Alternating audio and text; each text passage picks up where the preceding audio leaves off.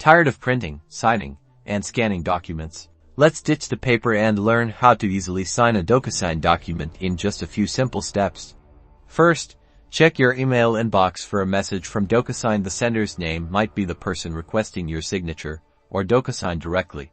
Open the email and look for a button that says Review Document, or something similar. Click on it. This will take you to the DocuSign website or application. Now, you'll see the document you need to sign. DocuSign will guide you through the process with yellow tabs, usually labeled Start or Sign. Here, click on the first tab you see.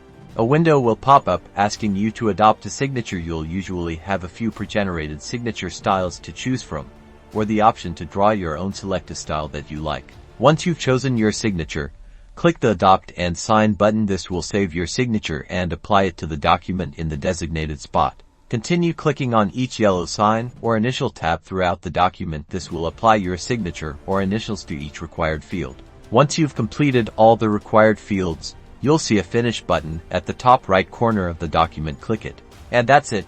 You may be prompted to download a copy of the signed document for your records. DocuSign will also automatically send a copy to all parties involved. Now you know the basics of signing documents digitally.